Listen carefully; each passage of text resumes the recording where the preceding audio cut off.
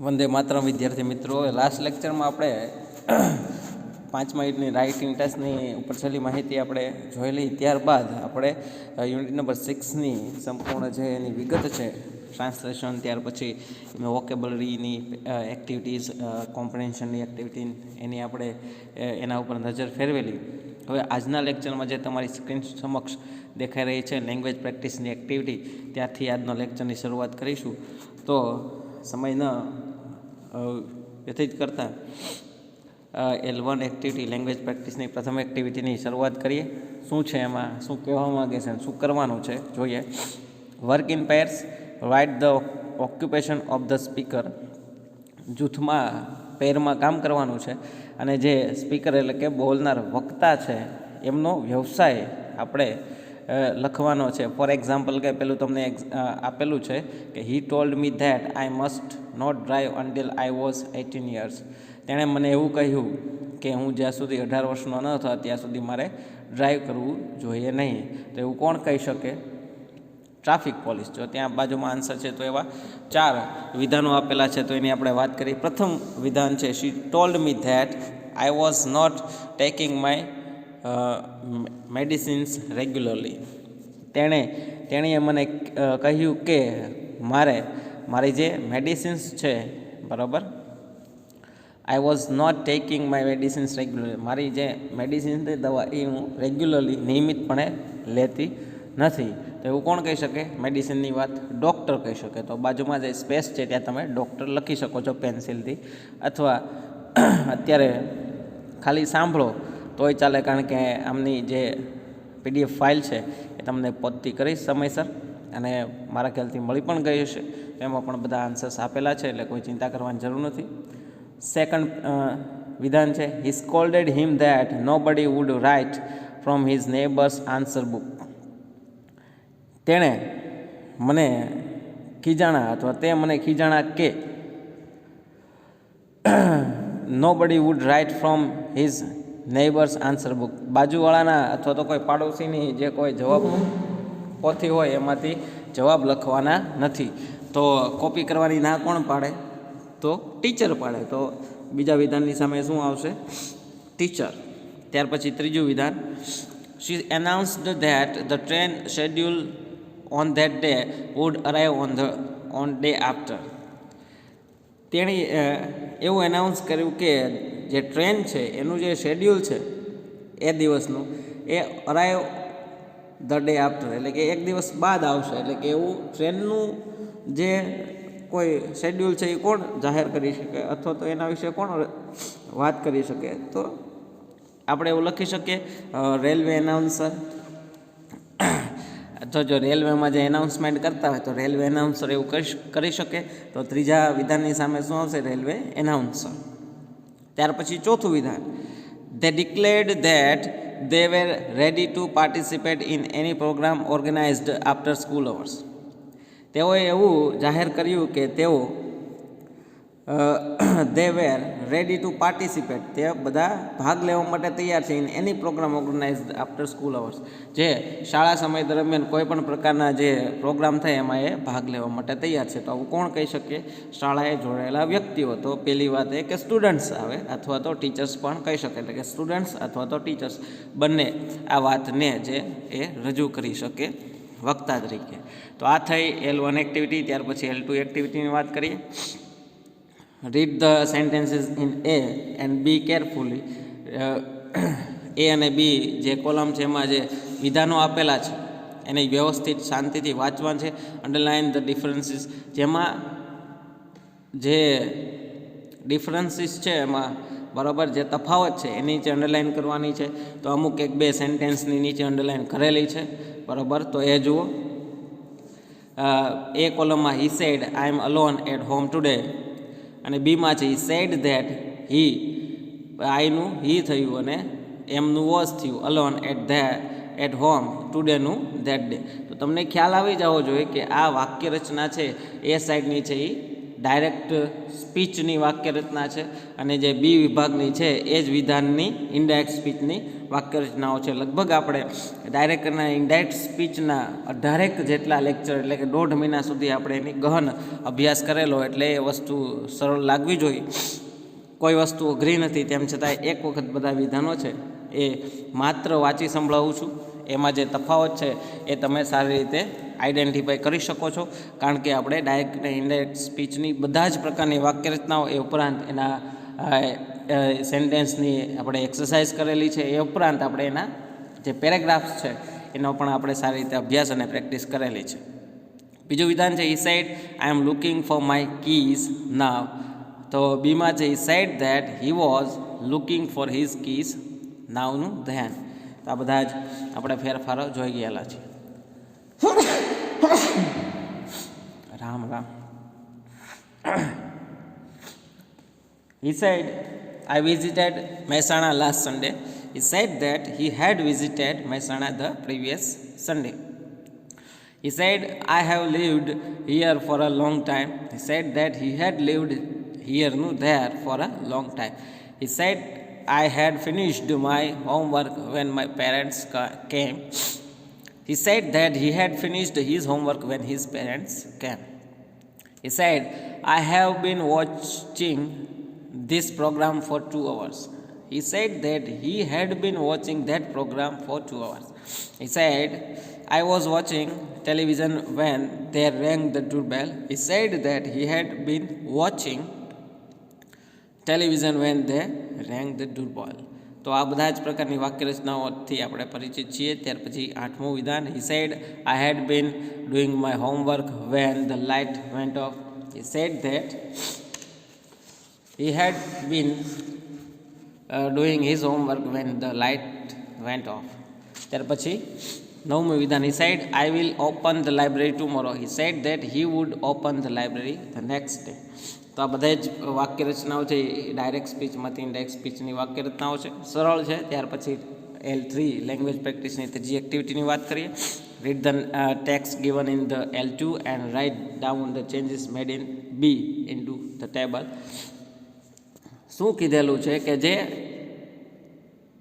એ વિભાગમાં છે અને કોલમ એ એટલે કે L2 એક્ટિવિટીમાં જે એ અને બી કોલમમાં જે ફેરફારો થયેલા છે એ તમારે લખવાના છે. ફોર એક્ઝામ્પલ કે સેન્ટેન્સ છે, એક્ઝામ્પલ આઈ એમ અને ટુડેનું શું થયું, હી વોઝ અને ધેટ ડે. તો એવી રીતના 1 થી 8 સેન્ટેન્સ અથવા તો 1 થી 9 સેન્ટેન્સ તમારી સમક્ષ આપેલા છે. એમાં તમને ડાયરેક્ટ સ્પીચના જે તે ફેરફારો કરેલા છે એ ફેરફારોના શબ્દો, વિધાનો, શબ્દ સમૂહ આપેલા છે, એને તમારે બી વિભાગમાં જે બી કોલમમાં જે ફેરફારો થયા છે ઇનડાયરેક્ટ સ્પીચમાં એ તમારે જાતે લખવાના છે. તો લખી શકો, સરળ છે. તો આ વસ્તુ તમને હોમવર્કમાં આપું છું, કારણ કે આપણે ઘણી પ્રેક્ટિસ કરેલી છે. સરળ છે, અઘરી વસ્તુ નથી. L4 એક્ટિવિટીની વાત કરીએ. You are a class monitor. તમે ક્લાસ મોનિટર છો. As a monitor of your class you are asked to take attendance and note down absentees and the reason for their absence in the class. તમે class monitor છો. Class monitor તરીકે તમારે તમારા ક્લાસની હાજરી લેવાની છે. એમાં ખાસ જે વ્યક્તિ ગેરહાજર છે એમની તમારે નોંધ કરવાની છે અને એનું કારણ જાણવાનું છે. Following are the reasons given by the students who remained absent the previous day in the class. જે ગયા એટલે કે અગાઉના દિવસે જે ગેરહાજર હતા તો એણે જે કારણો આપેલા છે એ નીચે આપેલા છે થોડાક. You why were you absent yesterday. તમે એવો પ્રશ્ન પૂછો, કાલે શા માટે તમે ગેરહાજર હતા? તો એના આન્સર છે દિશા છે, I was not well. Haroon, I got up late in the morning. Suketu, I was not ready with my homework. Raj, I visited my uncle's place with my parents. Dheeraj, I went to the stadium to watch the cricket match. Sania, we had some guests and I had to help out my mother in the kitchen. તો આવા વિધાનો આપેલા છે. Now you are reporting the students reason to your class teacher. હવે જે વિધાનો આપેલા છે તમને એ જ વિધાનો છે એ તમારે તમારા ક્લાસ ટીચરને રિપોર્ટ કરવાનું છે, મેડમ. તો એ વાક્ય રચના કેવી હોય જો, દિશા સેડ ધેટ, તો લખવાનું છે વિધાન. સરળ છે. ઉપરની જે વાક્ય રચનાઓ છે ને તમારે ડાયરેક્ટ સ્પીચની છે એને તમારે ઇનડાયરેક્ટ સ્પીચમાં રૂપાંતર કરવાનું. જો એક વિધાન હું તમને કરીને આપું. Disha said that she had not been well. I was not વેલનું શું થયું? She had not been well. ત્યાર પછી Haroon said that he had got up late in the morning. Suketu said that he had not been ready with his homework. Raj said that he had visited his uncle's place with his parents. Dheeraj said that he had gone to the stadium to watch the cricket match.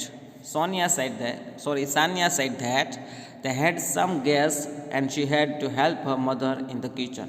તો આવી રીતના જે ઉપરના વિધાનો છે એને તમારે માત્ર ને માત્ર ડાયરેક્ટ સ્પીચમાંથી ઇનડાયરેક્ટ સ્પીચમાં રૂપાંતર કરવાના છે. બરાબર. જવાબ માહિતી બોલેલું છે તેમ છતાંય જાતે લખવાનો પ્રયત્ન કરો. બરાબર. પેન્સિલથી લખો. કોઈ ભૂલ પડે તો ચેકો પાડી અને ફરીવાર તમે ત્યાં સાચો જવાબ લખી શકો છો, ટેલી કરી શકો છો. આમ થાય એમની મેં PDF ફાઇલ પણ તમને પોતથી કરેલી છે. ત્યાર પછી L5 activity. As a part of your school project you meet Roopam, former student of your school. તમે એક પ્રોજેક્ટ, તમારા સ્કૂલના એક પ્રોજેક્ટના તમે ભાગ છો. તમે એક રૂપમ કરીને જે એક જૂનો વિદ્યાર્થી છે તમારી શાળાને એને મળો છો. Your she remembers her or his school days. તે અથવા તો તેણી છે એ પોતાના જે પહેલાંના જે શાળાના દિવસો છે એ યાદ કરે છે, તેના વિશેની વાત આપેલી છે. I was an average student in study but I was very good at English. હું સામાન્ય વિદ્યાર્થી હતો પરંતુ ઇંગ્લિશમાં સારો હતો. I was not good at sport. મને સ્પોર્ટમાં બહુ રસ નહોતો. I was very fat. હું ખૂબ જ મોટો હતો. I did not like reading much. મને વાંચવું બહુ ગમતું નહોતું. I used to spend too much time watching TV. મોટાભાગે હું ટીવી જોવામાં સમય વ્યતીત કરતો હતો. I loved the annual functions celebrations. અને લગભગ જે વાર્ષિકોત્સવ હોય આપણી શાળાનો મને ખૂબ જ ગમતો. ત્યાર પછી શું કરવાનું છે?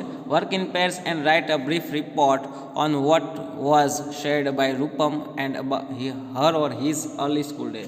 હવે તમારે એક રિપોર્ટ તૈયાર કરવાનો છે જે રૂપમે તમારી સાથે જે તેણીના જે શાળાના જે દિવસોની વાત કરેલી એનો રિપોર્ટ તૈયાર કરવાનો છે.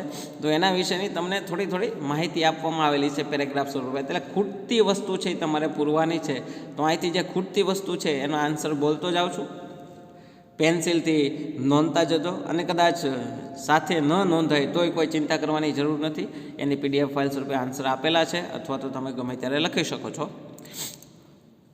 તો આ પ્રમાણે છે answer. Rupam is a former student of our school and he or she is a successful business person now. He or she said that he or she had been an average student in studies, but he or she stated that he or she had been very good at English. He or she said that he or she had not been good at sports as he or she was very fat. He or she said that he or she had not liked reading much. He or she said that he or she would spend too much time watching TV. He or she happily said that he or she had loved the annual function celebrations. સરળ છે બધી જ વાક્ય રચના. હું જો અહીંથી બોલ્યો છું બધી જ ડાયરેક્ટ સ્પીચની ઉપરની વાક્ય રચના છે એનું ઇનડાયરેક્ટ સ્પીચમાં રૂપાંતર કરીને જ બોલ્યો છું. એટલે બહુ સરળ છે. તમે તમારી જાતે પણ લખી શકો છો. બહુ અઘરી વસ્તુ નથી. ત્યાર પછી L6 activity. Your school is busy preparing for the annual day. તમારી શાળા છે એ વાર્ષિક જે ઉત્સવ છે જે એન્યુઅલ ડે છે એમાં વ્યસ્ત છે. આ music teacher is appointed to train you for different events. એક મ્યુઝિક ટીચર છે એને અલગ અલગ ઇવેન્ટ્સ માટે નિયુક્ત કરવામાં આવેલા છે. Unfortunately the music teachers guitar is lost from the school. કમનસીબે તે મ્યુઝિક ટીચરનું જે ગિટાર છે એ શાળામાંથી ખોવાઈ ગયેલું છે. The teacher is making enquiry about the lost guitar. અને શિક્ષક છે એ જે ગિટાર ખોવાયેલું છે એના વિશેની ઇન્ક્વાયરી કરે છે. The teacher say where were you last evening? Mohsin, I was with the dance group but I saw Raghav playing guitar. Raghav said I took it for a while, then I went to see the dance practice. Megha said I was busy with my classical dance practice. Rina said we were rehearsing our prayer song in the assembly hall. Sam said I left for home early as I wasn't feeling well. તો ટીચરે જે આપેલા જે પ્રશ્નો છે એમાં મોહસિન છે, રાઘવ છે, મેઘા, રીના અને સેમ છે એણે પોતાના જવાબ આપેલા છે. હવે શું કરવાનું? The teacher is now sharing the information with the principal about vote head happen. હવે શિક્ષક છે એ પ્રિન્સિપાલ સાથે શું બનેલું એના વિશેની માહિતી શેર કરે છે. Complete the following text. તો નીચેની જે માહિતી છે પેરેગ્રાફ છે કમ્પ્લીટ કરવાનો છે. તો યાદ રાખજો આ પણ વિધાનો છે એ મોટા ભાગે ઇનડાયરેક્ટ સ્પીચની વાક્ય રચનાઓના આવશે, જે ઉપરના ડાયરેક્ટ સ્પીચમાં જે આ 3-4 વ્યક્તિઓ સ્ટુડન્ટ્સ બોલ્યા એ પ્રમાણે. જો આ પ્રમાણે થશે. જવાબ બોલું છું, નોંધવાનો પ્રયત્ન કરજો. ન નોંધાય તો કોઈ ચિંતાને સ્થાન નથી. I had left the guitar in the music hall the previous evening. મેં મારું ગિટાર ગઈ સંધ્યાએ મ્યુઝિક હોલમાં રાખેલું. I asked the students who were involved with different events. દરેક વિદ્યાર્થીને પૂછ્યું કે કયા વિદ્યાર્થી કઈ ઇવેન્ટ સાથે જોડાયેલા છે. Mohsin said that he was with the dance group but he had seen Raghav playing the guitar. Raghav said that he had taken it for a while and then he went to see the dance practice. Megha revealed that she had been busy with her classical dance practice.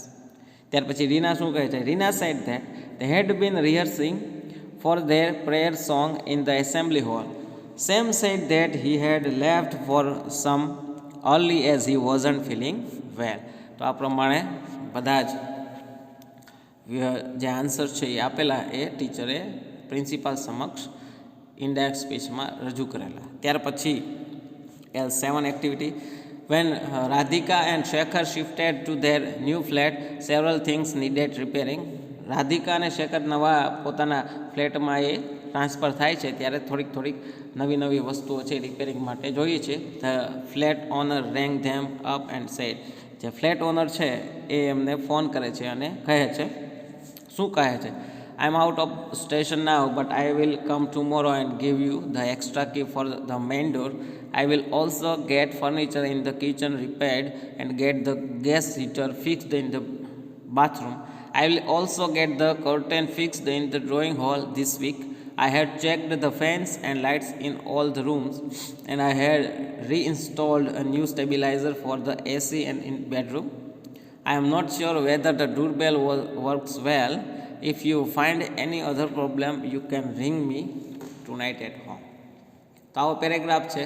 તો same એવો જ એ જે paragraph છે એને indirect સ્પીચમાં રૂપાંતર કરી નીચે આપવામાં આવેલો છે. 2 weeks passed but the flat owner had done nothing. Radhika is telling her friend what the owner had said. Complete the text. 2 અઠવાડિયા થયા એમના ઓનર છે રાધિકાના, એમણે કાંઈ કીધું નહીં. રાધિકા છે પોતાની ફ્રેન્ડને કહે છે કે શું થયું. તો આ પણ પેરેગ્રાફ છે જે કહેલી વાત છે એને ઇનડાયરેક્ટ સ્પીચમાં રજૂ કરવામાં આવેલી છે. તો ડાયરેક્ટ અહીંથી જવાબ બોલું છું. નોંધતા જતો ન નોંધાય કોઈ ચિંતાને સ્થાન નથી, એની તમને આન્સર આપેલા જ હશે. બરાબર. When my flat owner rang up, he said that he was out of the station then, but he would come the next day and give us the extra key for the main door, but he never came. He said that he would also get the furniture in the kitchen repaired and get the gas heater fixed in the bathroom. He added that he would also get the curtain in the drawing room fixed that week, but he never did.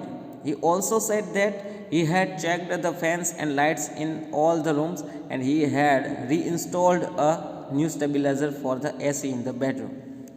He told us that he was not sure if the doorbell worked well. Then he said that if we found any other problem, we could ring him up that night at home. We rang him up, but he never responded.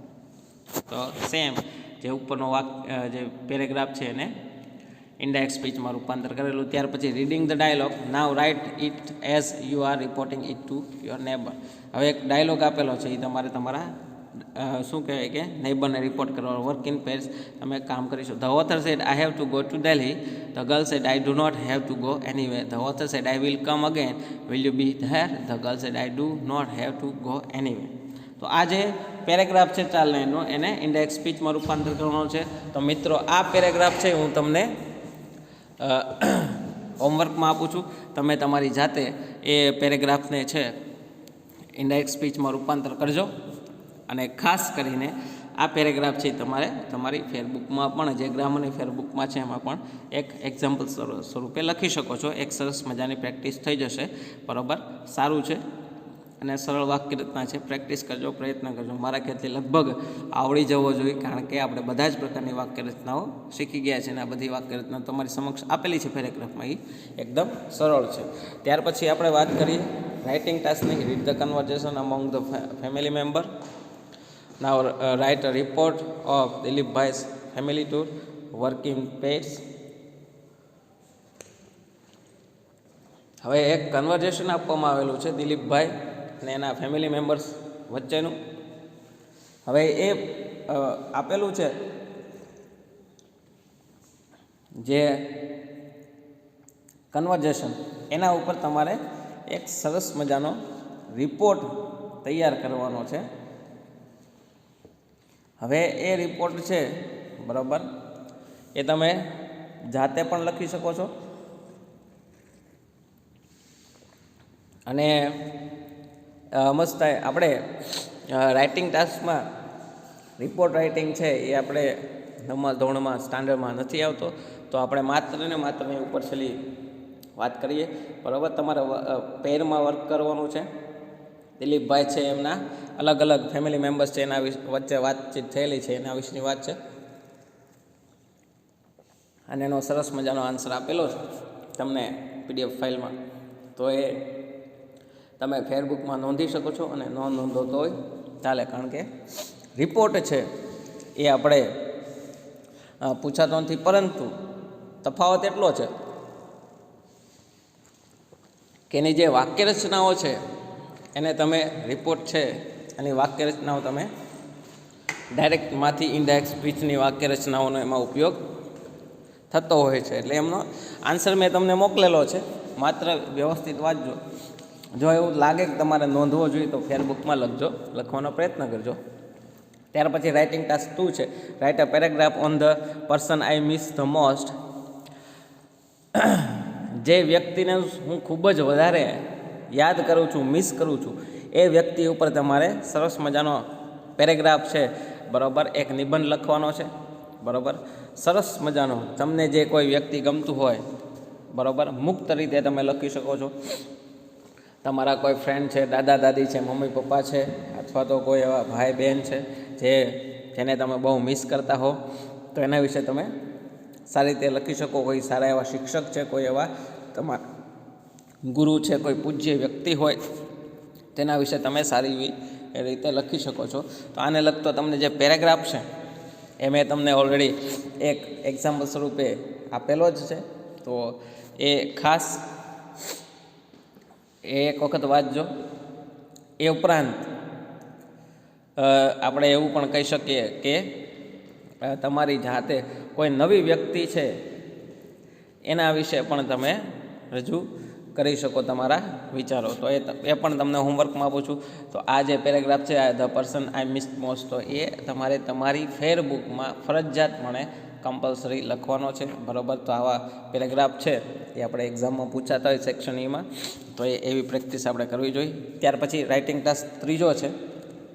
Describe the given picture. નીચે આપેલું picture છે એને તમારે વર્ણન કરવાનું છે. તો આપણે પિક્ચર ડિસ્ક્રિપ્શન પણ આવે છે આપણી એક્ઝામમાં, બરાબર, 5 માર્ક્સમાં. બરાબર, આ જે 9 માસિક પરીક્ષા લેવાશે, જે 6 જૂનથી ચાલુ થશે, એમાં પણ આપણે પિક્ચર ડિસ્ક્રિપ્શન આવરી લીધેલું છે. તો એનો પણ અભ્યાસ કરો. My new bus port, you can use this words if you like. Platform છે, બસીસ છે, પેસેન્જર્સ છે, હોકર્સ છે, પોર્ટર્સ છે, બુક સ્ટોર છે, ડિપો મેનેજર છે, ડ્રાઈવર છે, કંડક્ટર છે, ઇન્ક્વાયરી વિન્ડો છે, પોલીસ છે, વગેરે વગેરે શબ્દોનો ઉપયોગ કરીને તમે સારી રીતે એક સરસ મજાનું પિક્ચર છે એનું ડિસ્ક્રિપ્શન આપી શકો છો. બરાબર, તેમ છતાં એનો આન્સર મેં આપેલો છે. પિક્ચર ડિસ્ક્રિપ્શન બહુ સરળ હોય છે, તેમ છતાંય તમે તમારી જાતે લખવાનો પ્રયત્ન કરજો. એટલે કે રાઇટિંગ ટાસ્ક 2 અને 3 છે એ તમારે કમ્પલસરી તમારી ફેરબુકમાં લખવાના છે, અને એમના પણ મેં તમને આન્સર PDF ફાઇલમાં આપેલા જ છે, એમાંથી લખવાનો પ્રયત્ન કરજો. અને ત્યારબાદ હવે આપણે આજના લેક્ચરમાં અહીં 6ઠ્ઠો યુનિટ કમ્પ્લીટ કરીએ છીએ. અને આ સાથે જે આપણે આ વર્ષ પૂરતું જે 1 થી 6 યુનિટ અને પ્રથમ અને બીજી પોએમ જે આપણા કોર્સમાં છે ને સપ્લિમેન્ટરીના 1 થી 13 યુનિટ છે, બરાબર. એટલી જે કોર્સ છે, જે 70% કોર્સ રાખેલો છે, એમાં 1 થી 6 યુનિટની આપણે ટેક્સ્ટ બુકમાં આ વર્ષે ભણવાના છીએ 9મા ધોરણમાં. તો આપણે આ 6થો યુનિટ કમ્પ્લીટ કરીએ છીએ. એટલે આપણે આ વર્ષ પૂરતું હાલ ટેક્સ્ટ બુકનું કામ છે સંપૂર્ણ 100% પૂર્ણ કરીએ છીએ. અને આ જે એક્ઝામ હમણાં 9 માસિક લેવા છે, એમાં 5મા અને 6થા યુનિટમાંથી મોટાભાગના પ્રશ્નો અને એમાંથી આપણે પેપર કાઢવાનો પ્રયત્ન કરેલો છે. તેનો સારી રીતે અભ્યાસ કરજો. ગ્રામરના બધા મુદ્દાઓ એમાં આવરી લેવામાં આવેલા છે. પેપર સ્ટાઇલ તમને મળી જ ગઈ હશે, તો એ પ્રમાણેનું જ પેપર હશે. એ ઉપરાંત આપણે ટેક્સ્ટ બુકને અહીં આપણે સંપૂર્ણ આ વર્ષ પૂરતી પૂર્ણાહુતિ આપીએ છીએ. નેક્સ્ટ લેક્ચરમાં જ્યારે આપણે મકર સંક્રાંતિ બાદ જે લેક્ચર થશે, ચાલો એમાં આપણે નવા ગ્રામરના મુદ્દાઓ અથવા તો રિવિઝનથી આગળ વધીશું. તો ત્યાં સુધી મિત્રો, ધન્યવાદ.